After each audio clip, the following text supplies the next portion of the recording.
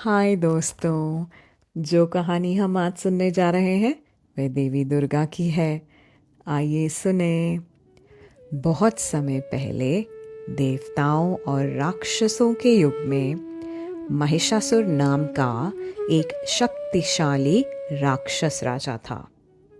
उसे ये वरदान था कि कोई भी पुरुष या जानवर उसे कभी मार नहीं सकता था। इस वरदान ने उसे अहंकार से भर दिया था और वो बहुत बार हंस के कहता था, मैं अजय हूँ। इसी अहंकार में उसने गांवों पर आक्रमण किया, भय और विनाश फैलाया। मेरे सामने झुको, वह गरज कर बोलता था और पृथ्वी, स्वर्ग, यहाँ तक कि पाताल लोक पर भी आक्रमण करता था। देवता लोग असहाय थे। अंततः वे भगवान विष्णु के पास गए। कृपया हमारी मदद कीजिए, हम उसे हार नहीं सकते। महिषासुर बहुत शक्तिशाली है। भगवान विष्णु ने कुछ क्षण सोचा। इसका केवल एक ही उपाय है। उन्होंने भगवान शिव और भगवान ब्रह्मा की ओर देखते हुए कहा, हम एक ऐसा योद्धा बनाएंगे जो इस वरदान के अधीन नहीं होगा। उन्होंने अपनी शक्तियों को मिलाया और उनकी ऊर्जा से देवी दुर्गा प्रकट हुई। मैं उससे युद्ध करूंगी, देवी ने कहा। उनकी आंखों में साहस और संकल्प था। दुर्गा अपने शेर पर सवार होकर युद्ध भूमि में उतरी। उनके हथियार सूर्य की किरण में चमक रहे थे। तुम्हारा राज्य यहाँ समाप्त होता है महिषासुर। महिषासुर ने उपहास करते हुए कहा, तुम सोचती हो कि तुम मुझे हरा सकती हो?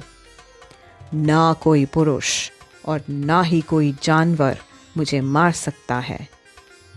लेकिन दुर्गा ने गर्व से कहा, मैं ना पुरुष हूँ, ना ही मैं जानवर हूँ। मैं तुम्हारा अंत हूँ।